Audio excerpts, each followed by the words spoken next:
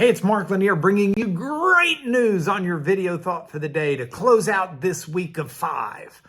I did 1 on Monday, 2 Tuesday, 3 Wednesday, 4 Thursday. Today's Friday. It's the number 5.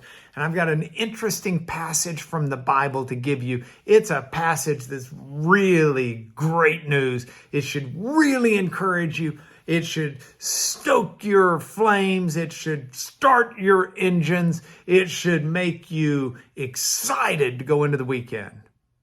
Are you ready? I use this passage out of Leviticus chapter 26.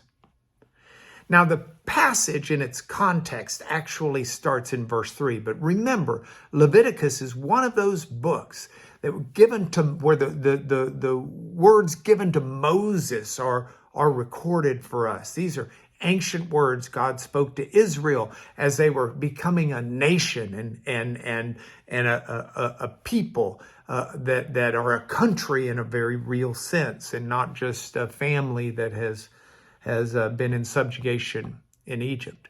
So they're called out. God gives them this word. God says, if you walk in my statutes, if you observe my commandments and you do them, then I'm going to give you all of these things. He says, I'll give you rains in their season. So that's good. You want it to rain at the right time and don't rain at the wrong time.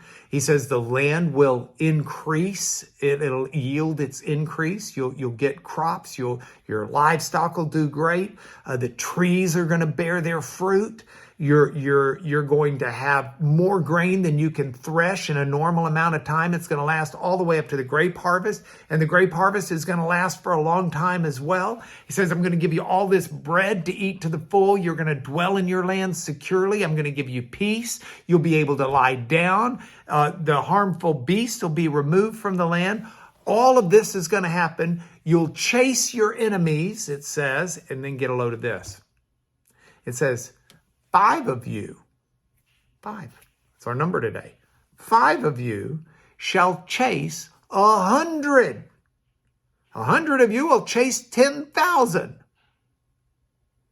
That's the way it is when we follow God and his commandments. God doesn't give us commandments because he's some arbitrary, finicky, moody old fellow with a beard in a rocking chair looking down saying, oh no, can't let him do that. The commandments of God are given to us for our own good. They bring prosperity. They bring goodness. They bring wholeness. Our problem is we're not very good at walking in them. Because just as certainly as they bring positive things, walking in the opposite, sin, deceit, evil, lies, just brings a mess. So God set this out.